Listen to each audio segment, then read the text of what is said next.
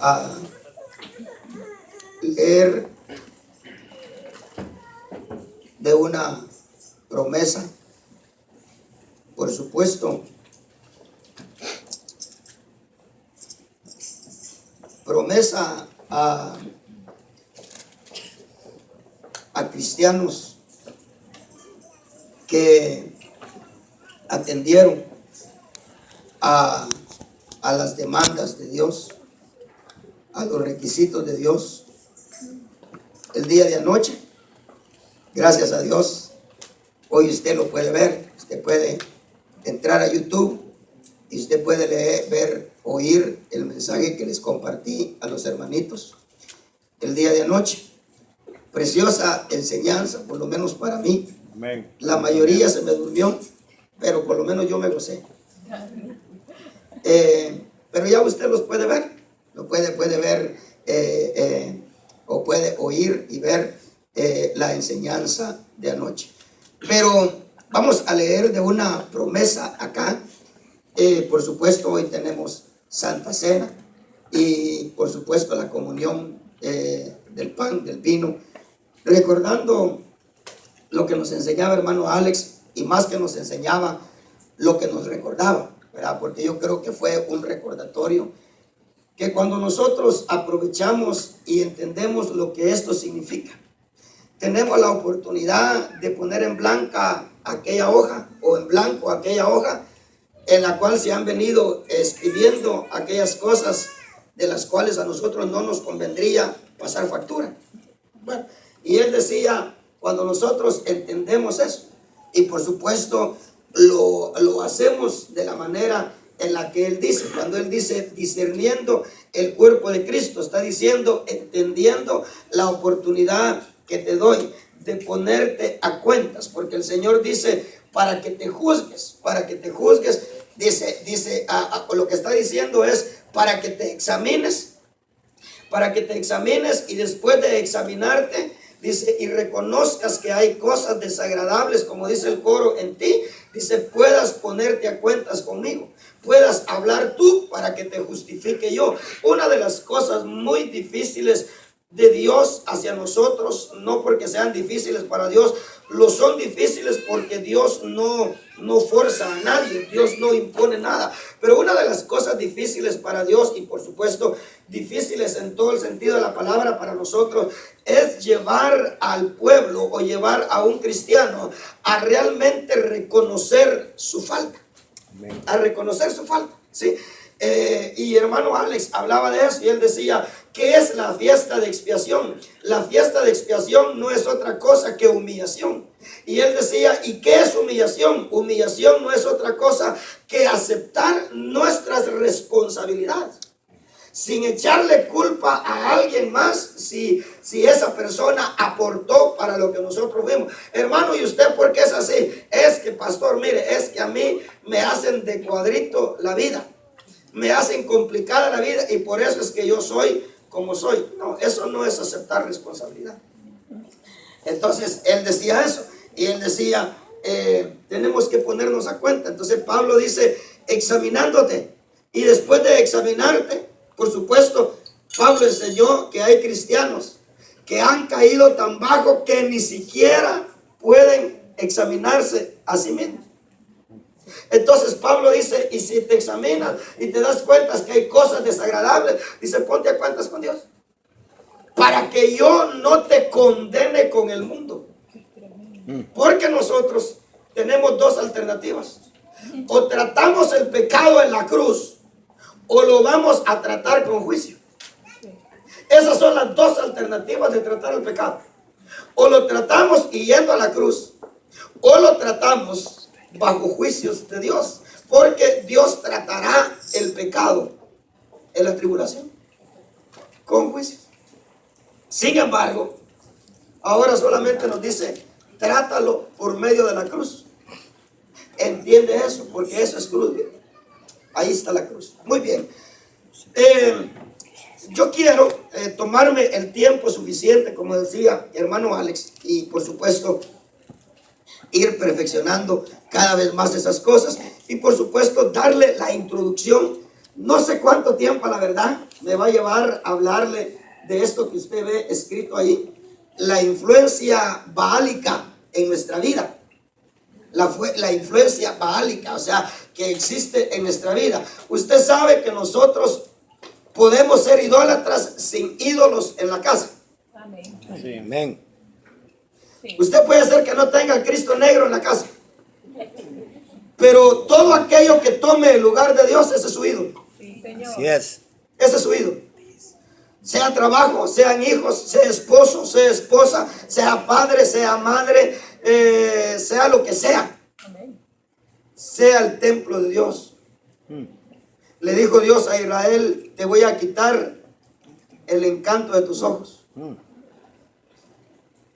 Y el encanto de los ojos de Israel era el edificio, no lo que Dios daba en el edificio, Un orgullo. sino el templo, el edificio. Muy bien. Y muchas cosas, y por supuesto, uno no solamente trata con la idolatría. Una de las cosas con las que uno batalla es con la egolatría. La adoración a uno mismo. Amén. La adoración a uno mismo. Por eso es que dice Pablo que el tesoro de Dios Él lo puso en vasos de barro. Y mire, hermano, nos creemos la mamá de Tarzán. Y es que ese tesoro ya Dios dijo que era en vasos de barro que lo ponía. ¿Qué tal si pone ese tesoro en un jarro de oro? ¿Se imagina cómo fuéramos? Insoportables. Insoportables. ¿Quién nos aguantaría, verdad? Por eso es que una de las cosas es que Dios siempre nos dice que la gloria le pertenece a Él solamente, ¿verdad? Amén. A Él le pertenece la gloria y a nadie más. Por eso es que dice: un día toda rodilla se doblará y toda lengua confesará que Él es el Señor. Un día no vamos a llegar diciendo: Señor, si no hubiera sido por ti y por el pastor, ¿no? No, el pastor también va a estar de rodillas diciendo: Señor, si no hubiera sido por ti. Amén. Si no hubiera sido por ti. Y por supuesto, a Dios le dará gloria y honra, porque Dios honra a los que le honran, ¿verdad? Dios paga lo que Él tiene que pagar. Bueno, pero la influencia baálica, entonces nosotros podemos ser idólatras, porque yo diría que todos los que estamos acá tenemos un poco de idolatría. Amén. ¿A que no diga amén? Pero todos los que estamos acá, algo tenemos de idolatría. Oh, yes. Sin tener santos y sin tener imágenes colgadas en la casa. Eso así. Sin cargar crucifijos. Porque eso no es otra cosa que idolatría. Sin cargar crucifijos, sin cargar amuletos, podemos ser idólatras. Pero también podemos nosotros ser, me vas a tener que seguir, ¿oíste? Pero también nosotros podemos ser adoradores de Baal, reverenciadores de Baal. ¿Cómo se le llama eso? Veneradores. Veneradores, gracias, de Baal, sin darnos cuenta. Sin darnos cuenta. Dice la escritura que Baal significa Señor. Baal significa Señor. Y dice que una doctrina baálica o una influencia en nuestra vida de Baal hacia nosotros es ser de tropiezo. Algo tan simple que nosotros lo podemos estar haciendo y ni cuenta nos damos. Amén. Eso no es otra cosa que definitivamente hacer culto a Baal sin darnos cuenta que estamos haciendo culto a Baal. Apocalipsis dice. Apocalipsis, tienes ahí a los que mantienen la doctrina de Balaam. ¿Y cuál era la doctrina de Balaam? Una doctrina baálica. Y dice que enseñaba a los hijos de Israel a comer cosas sacrificadas a los ídolos y a poner tropiezo. A poner tropiezo y a cometer cosas sacrificadas a los ídolos. Eso es, bueno, entonces, tal vez con la segunda tenemos un poquito de inconveniencia, ¿verdad, pastor? Yo no ando empujando a nadie a que coma cosas sacrificadas a los ídolos. Pero bueno, vamos a ir viendo a ver cómo desenredamos un poquito eso. Pero Quiero que me acompañe antes de leer Oseas, póngale ahí algo a Oseas y me acompaña a Efesios para que usted vea un poquito, le pueda yo confirmar lo que le estoy diciendo. Que definitivamente nosotros somos influenciados por espíritus y puede ser que consciente o inconscientemente no lo reconozcamos. Capítulo 2 de Efesios, y cuando lo tenga me dice amén. Amén. Muy bien, yo quiero tomarme unos, porque quiero que los hermanitos de Yermantan puedan con el tiempo suficiente participar del pan y participar del vino. Usted me tiene un poquito de paciencia. Los días martes hemos empezado a hablar acerca del libro de Nehemías y ahora nos vamos a meter quizás el día domingo y quizás voy a agarrar el día martes y el día sábado para estar hablando de Nehemías y posiblemente el día domingo para irnos encaminando un poco en estas cosas.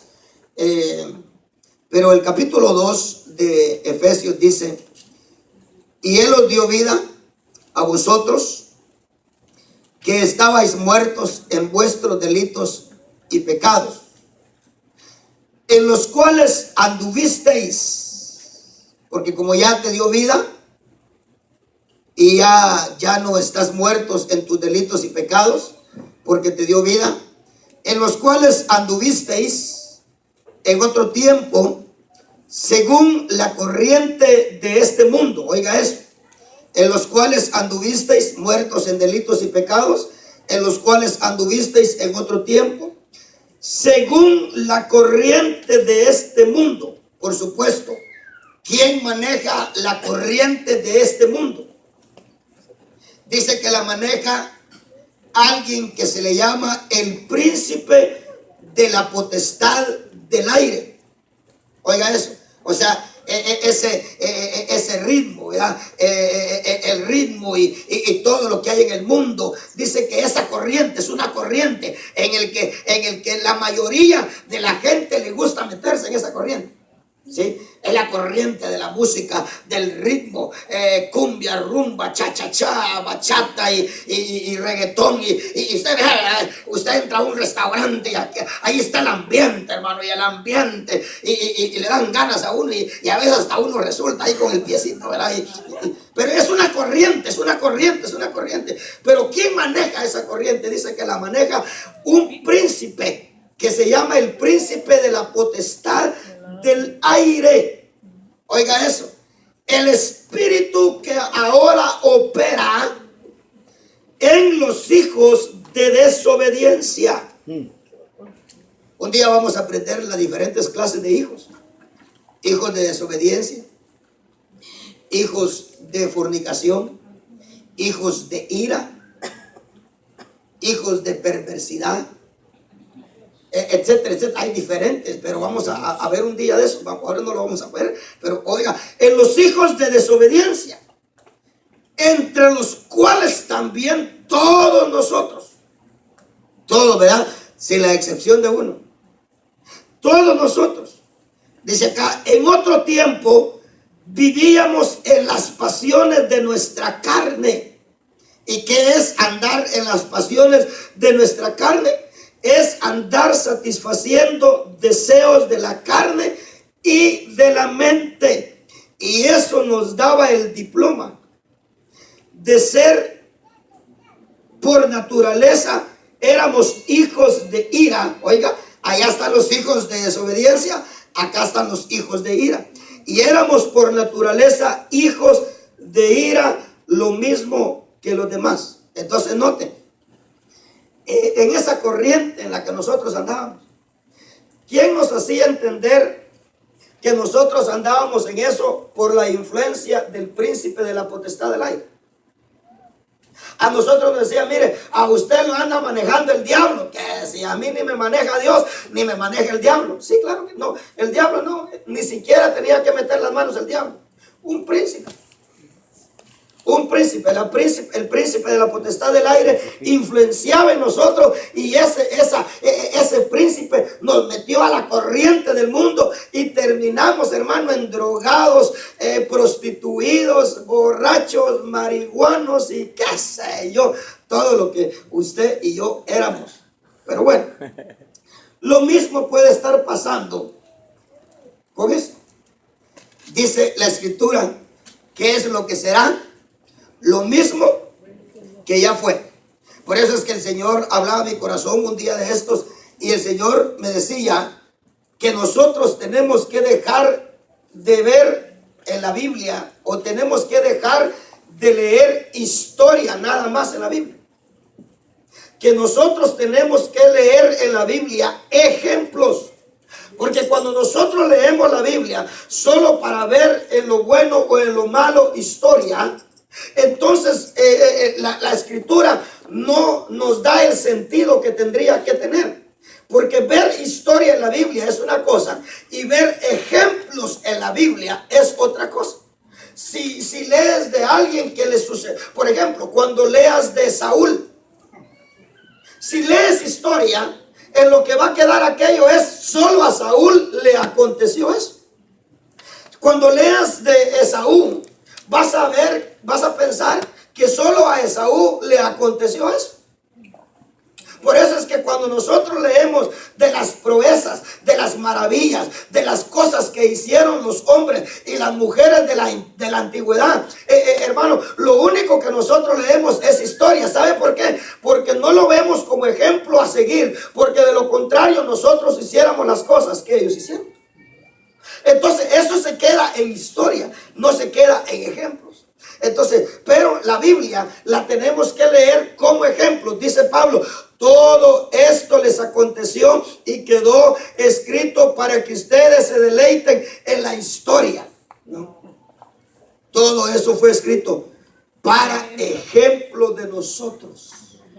¿Y a dónde nos lleva el ejemplo? A fin de que nosotros no hagamos lo mismo que ellos hicieron, para que no nos acontezca a nosotros lo mismo que a ellos les aconteció. Porque, hermano, muchas veces desprendemos, separamos, divorciamos de la realidad lo que nos puede suceder a nosotros también. Nosotros muchas veces nos creemos la iglesia novia, la prometida, la codiciable, que no sé qué, que no sé cuánto, y pensamos que por alcanzar y por haber alcanzado y por tener algo de doctrina buena en Dios, pensamos que a nosotros no nos pueden suceder las mismas cosas. Come on now. Y Pablo nos remata a nosotros diciéndonos: si él desgajó a las ramas naturales, y tú que siendo rama silvestre con espinos, ¿tú crees que no te va a desarraigar a ti también? Come on now. Porque a veces nos excedemos. Por eso es que la escritura declara, nos excedemos en confianza. Por eso es que la escritura declara que el anticristo vendrá a destruir a un pueblo en exceso de confianza.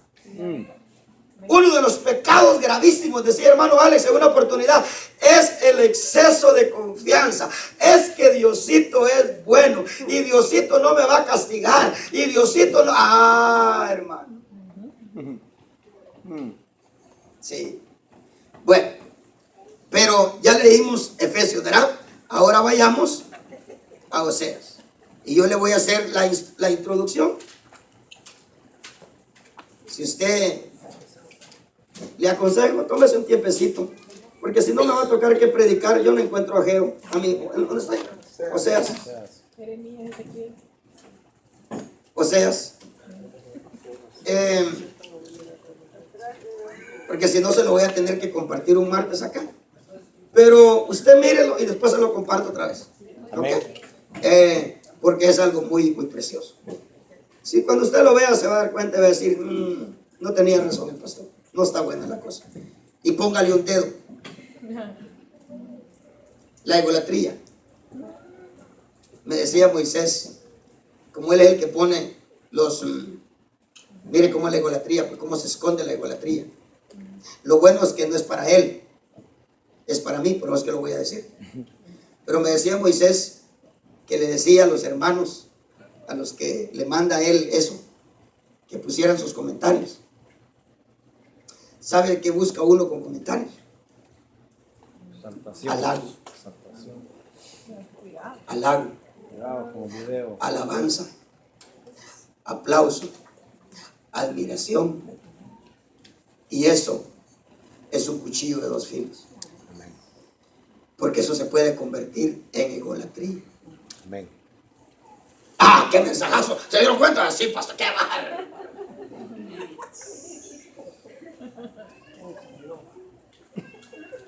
Esa palabra es de Dios.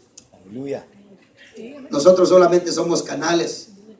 Y ni siquiera canales de plata o canales de bronce. Somos lámina, hermano. Enrollaron lámina. Usted sabe lo que es un canal, ¿verdad? ¿Sí?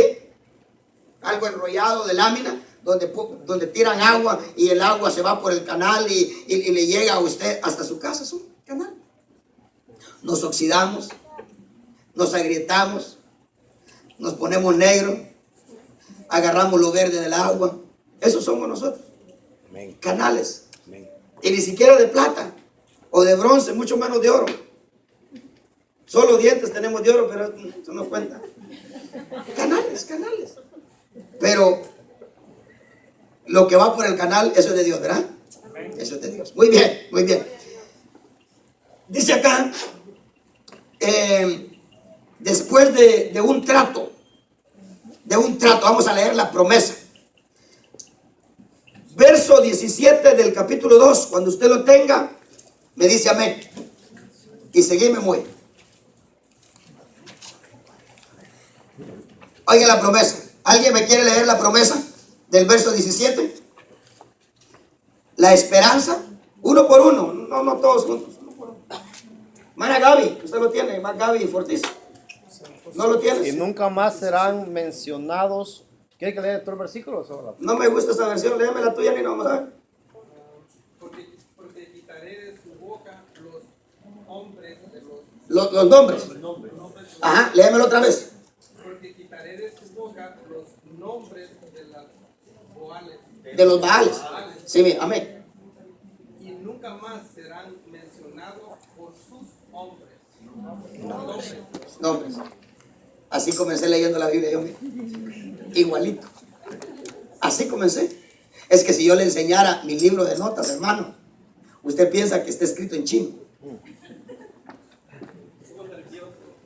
¿Te pone nervioso? Sí. Así era yo. Bueno, y yo no por nervioso, sino que yo porque a ver a las muchachas iba a la escuela. Y quitaré de su boca los nombres de los Baales, y nunca volverán a estar en su boca los nombres de los Baales. Mire qué promesa. Mire. Lo que Dios está diciendo es: eliminaré todo esto.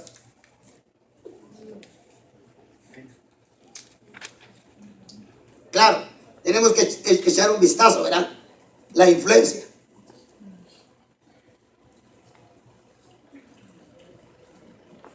Porque esos quebrantos no es los quebrantos en la presencia de Dios.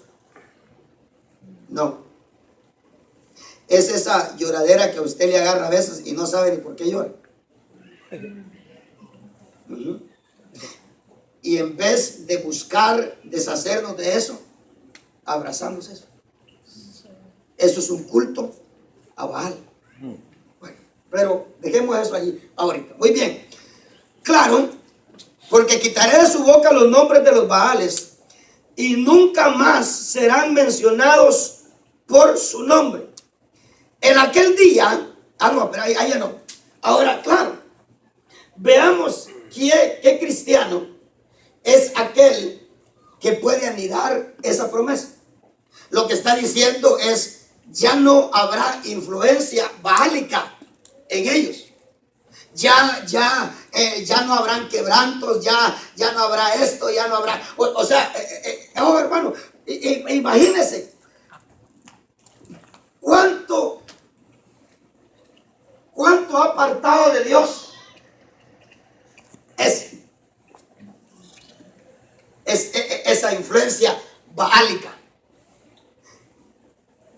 Alberit, el Señor de los pactos. El Señor de los pactos. Esa influencia en la gente. Esa influencia en la gente. De pactar. Ya no se trata de tener ya no se trata de tener las promesas, la bendición, hermano, lo que Dios quiere que tengamos por obediencia, sino que hay que tener esas cosas porque hay que hacer pacto. ¿Y cuánta gente no está desprendida de Dios ya por esa influencia? Ahora Dios le hace a su pueblo la promesa de que llegaría el día en el que ya no se mencionaría el nombre de los Baales en su boca. O sea, ya no tendrían influencia. Por ejemplo, el capítulo 2 de Efesios pone todo en un pasado. Dice, en los cuales anduvimos también. Porque, hermano, gloria a Dios, que aquellas cosas que influenciaban en nuestra vida, ya no influencian. Hay algo de lo que tú podrías testificar, de lo cual ya no hay influencia en eso. O en lo que tú te sientes libre, ya no hay influencia de eso. Eso es precioso, eso es hermoso. Ahora, claro, la promesa de Dios viene a aquellos que van a reconocer. Dice que, por ejemplo, Osea se casó con Gomer, y Gomer se le fue y buscó sus amantes y todo eso. Hay que darle interpretación espiritual primero, hacia arriba, una explicación vertical o una orientación vertical, instrucción vertical hacia arriba. Pero dice que buscó a sus amantes y llegó el momento en el que, a pesar de que tenía muchas cosas, sin embargo, porque tarde que temprano Dios nos va a llevar a nosotros a que nosotros probemos que Dios es veraz. Porque Dios nos va a llevar a un punto en el que nos vamos a dar cuenta que realmente aquello que nos daba a nosotros un sentido de vida, ya no nos da vida. O sea, hoy hay muchas cosas que a nosotros nos dan vida. Hermano, a veces decimos, cuando estamos tal vez en la playa y cruzamos los brazos, decimos, esto sí es vida. Va a llegar el tiempo en el que nos vamos a dar cuenta que vamos a poder estar en la mejor playa. Y nos vamos a dar cuenta que esas cosas ya no le dan vida a lo que realmente en un tiempo nos dio vida. La Escritura declara, y este ejemplo lo he mencionado una y otra vez. Jacob pensó por mucho tiempo que estaba bendecido. Pensó que Raquelita lo llenaba. ¿Cómo me llenas, amor mío? Pensó que Lea, pensó que los hijos, hermano, qué vacío vienen a llenar los hijos, ¿verdad? Qué espacio vienen a ocupar los hijos en uno, hermano. Pero un día se dio cuenta Jacob que, a pesar de que tenía 11 o 12, que a pesar de que tenía muchas cosas, se dio cuenta que esas cosas un día llegaron a manifestar que realmente no era lo que él necesitaba. Y un día, teniendo todas esas cosas, buscó la bendición de Dios. Ahora, un día nosotros nos vamos a dar cuenta. Dice que esta mujer, a pesar de tener muchos amantes, y a pesar de que los amantes, pensaba ella que los amantes eran los que le estaban dando todo lo que tenía. Dice que llegó a decir en una oportunidad, cosa que definitivamente puede suceder en el cristianismo. Dice que la mujer de Osea llegó a decir, me volveré a mi primer marido. Y dice que llegó a reconocer algo. Porque mejor me iba antes que ahora. ¿Sabe, hermano, que mucho cristiano, no sé si mucho o poco cristiano, Dios le va a dar el privilegio de reconocer eso a tiempo? Aleluya. Donde va a tener el tiempo de entender que mejor le iba con Dios, aunque comiendo legumbres, que con muchos amantes, teniendo la cartera llena, pero sin presencia de Dios. Y entonces dirán, me volveré a mi primer marido. Eso lo puede ver usted en el capítulo 2, verso 7. Pero todo el capítulo 2 nos habla a nosotros de ese trato, un trato que Dios quiere tener con nosotros, pero que definitivamente, hermano, como es un trato duro, como lo que decía Milton, ese trato que Dios puso a Jeremías a tener. Sin embargo, hermano, por eso es que no es de sorprendernos cuando de alguna manera, hermano, nosotros no estamos en la disposición, bajamos la guardia. Eso no es lo que le sorprende a Dios. Porque esos momentos lo tuvieron hombres tan grandes como Jeremías. Oh, hermano, mire esas actitudes. Es que las cosas que nos suceden a nosotros no solamente le suceden a personas pequeñas espiritualmente, a personas carnales espiritualmente, sin comunión con Dios, sin nada de Dios. Usted se imagina a María, hermano, con ese ministerio profético. María con eso de Dios, hermano, con unas experiencias con Dios, la mujer tenida en cuenta para sacar a Israel de Egipto.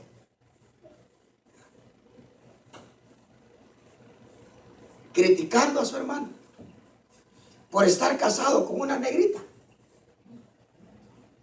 murmurando de Séfora. ¿Se imagina a esa gran María en esa posición?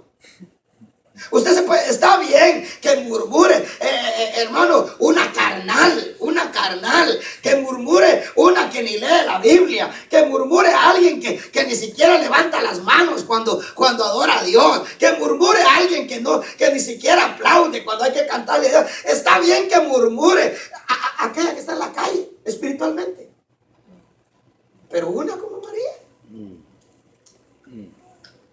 Eso nos dice a nosotros, que nosotros estamos expuestos a esas cosas tan pequeñas, seamos grandes o seamos pequeños. Bueno, ahora, fíjese, pues sin embargo, el trato de Dios, dice el verso 14, aunque en el 9, en el 10, en el 11, pero mejor aprendamos, ¿verdad? No avancemos a la carrera, aprendamos un poquito. ¿Ok? Todo comienza con un trato duro en el capítulo 2. O sea, la promesa de quitar de nosotros el nombre de los Baales y ya no tener esa influencia en nosotros, esa preciosa promesa que puede ser que nosotros ni siquiera la podamos ver con claridad. Dice que todo comienza con una historia bonita, ¿verdad? Se casaron. Oseas y Gomer se casaron. Pero ya en el capítulo 2 dice que Oseas le dice a los hijos, porque a veces uno agarra a los hijos de carteros, decirle a tu madre, y la madre dice, decirle a tu padre. Eso viene desde allá. Oiga lo que le dice Gomer a los hijos: contended con vuestra madre. Oiga dónde empezó el trato. Mire el trato.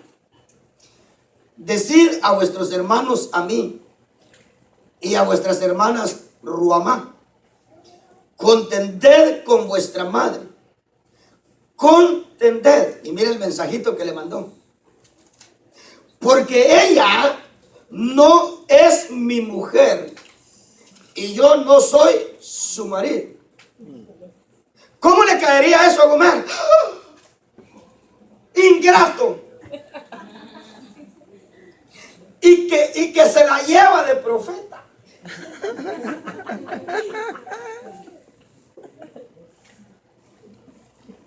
Luz de la calle.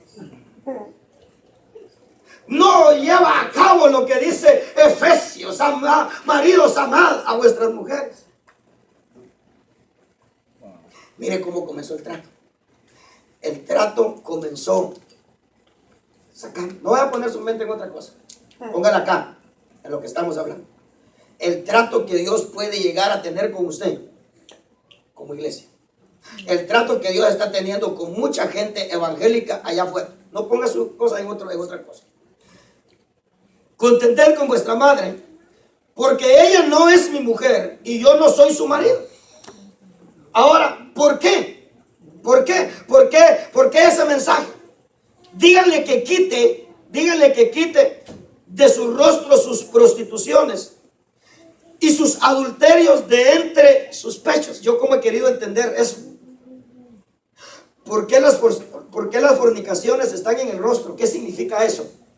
¿Y por qué los adulterios están en los pechos? No sé si usted ha pensado en eso. ¿Por qué la fornicación se nota acá y el adulterio se nota acá? Muy interesante. Cuando lo sepa se lo predico. Entonces, mientras ella no haga eso, ella no es mi mujer y yo no soy su marido. Oiga lo que dice, o sea, ¿cómo comenzó el trato? Sigamos leyendo. No sea que yo la desnude, o sea que, oiga, hay amenaza. Ah, no, ¿cómo puede ser que me haga eso? Sí, se puede. No sea que yo la desnude completamente y la deje como el día en que nació. Piense en Ezequiel 16. ¿Ok? Piense en Ezequiel 16. Y la deje como el día en el que nació y la ponga como un desierto. Hermano, usted tiene que pensar que de la que está hablando acá no es de la sirvienta. Usted tiene que pensar que de la que está hablando acá es de la amada. Y tenemos que pensar que si de la amada habló como habló, ¿se imagina de los que están siendo pretendidos a ser la amada? ¿Sabe qué le dijo Dios a Israel? Cuando Israel gozaba de todas las cosas en el templo, le dijo: ¿qué derecho tiene mi amada en mi casa? Porque dice que Israel, dice que entraba al templo, hermano, con una altivez. No entraban con humildad, con sencillez. No entraban con, como dice el Salmo 100, entrar por sus puertas con acción de gracia y a sus atrios con alabanza. Sino que, hermano, se hacían dueño del templo. ¿Y sabe qué le dijo Dios a Israel? Le dijo Dios al profeta: dile a Israel, que digo yo, que qué derecho tiene mi amada en mi casa cuando hace tantas vilezas. Oh, hermano, qué trato más duro, ¿verdad? Claro, nosotros queremos la promesa, pero el trato no. El trato, hay que huirle al trato. No. Dice acá: y la ponga como un desierto, la reduzca a tierra seca y la mate de sed. Oiga, y la mate de sed. Y no tendrá compasión de sus hijos. Oh, hermano, mire. Es que Dios es clemente y compasivo. Es que Dios es lento para la ira y grande en misericordia. Es que Dios, hermano, es paciente. Pero mire cómo habla. Mire el otro lenguaje de Dios. Está hablando de matar de sed a ella. Y oiga, y no tendré compasión de sus hijos, porque son hijos de prostitución. Pues su madre se prostituyó, la que los concibió se deshonró, porque dijo: iré tras mis amantes, que me dan mi pan y mi agua, mi lana y mi lino, mi aceite y mi bebida. Por tanto, he aquí cercaré sus caminos con espinos. Tratos, mire, tratos. Porque esas cosas no le van a gustar a uno. Porque he aquí cercaré su camino con espinos. Por ejemplo, ¿qué es lo que nosotros hablamos ante Dios? Cuando, por ejemplo, Dios ha sido testigo que una de las cosas que a nosotros nos quita nuestro precioso tiempo a Dios es nuestro trabajo. Y viene Dios y cerca ese camino con espinos. Hermanos, llenamos aplicaciones a diestra y a siniestra y no cae nada. ¿Qué empezamos a decir? ¿Qué empezamos a hablar ante Dios? Y eso no es otra cosa que dice, cercaré sus caminos con espinos y levantaré un muro contra ella, no a favor de ella, no contra ella. La voy a dejar afuera, le voy a cerrar la puerta, voy a levantar un muro para que no entre. Fíjese pues, para que no encuentre sus senderos, y seguirá a sus amantes, pero no los alcanzará. Los buscará, pero no los hallará. Entonces dirá, allá en ese trato, ¿verdad? En ese trato. Entonces dirá, iré y volveré a mi primer marido. Eso quiere decir al verdadero Dios, a la verdadera doctrina. Ese es el primer marido. Dice, pues, porque mejor me iba entonces que ahora. Pues ella no sabía que era yo el que le daba el trigo, el mosto y el aceite, y le prodigaba la plata y el oro que ellos usaban para Baal. Por tanto, fíjese pues, el quebranto.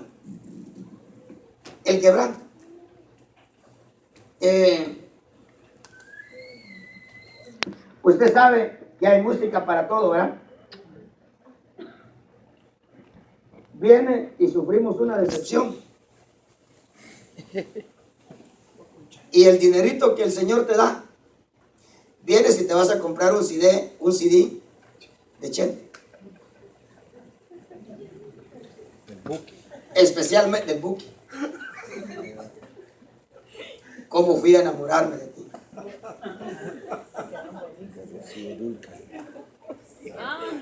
La misma noche que tu amor cambiaste, también cortaste aquella pena. Dice, el trigo, el mosto y el aceite que yo te daba, dice, lo usaste para alimentar tus quebrantos. Ahora ves, por tanto volveré a tomar mi trigo a su tiempo y mi mosto a su sazón. Oh hermano, míreme para acá. ¿Cuánta gente que se dejó influenciar hasta el pelo ya no tiene trigo? Ya no tiene palabra. Hoy lo que ponen en los púlpitos es alguien que les cuente chistes. Hoy lo que ponen en los púlpitos es alguien que les ponga una película.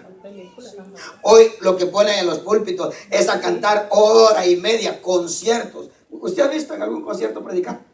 No. ¿Sabe por qué? Porque Dios cumple una vez más y dice, por tanto, volveré en su tiempo, no en el tiempo de ellos, porque usted tiene que saber que el trigo se lo va a quitar Dios a usted, no cuando usted quiera o cuando usted determine. Eso se lo va a quitar Dios cuando Él determine. Por tanto volveré a su tiempo y tomaré mi trigo. Oiga, dice, por tanto volveré a tomar mi trigo a su tiempo y mi mosto a su sazón. También me llevaré mi lana y mi lino. Mi lana y mi lino. Hermano, ¿qué significa eso?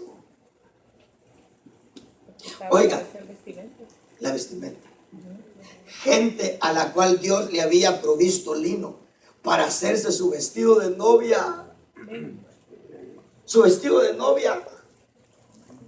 Ahora, eso lo podemos ver allá afuera nosotros.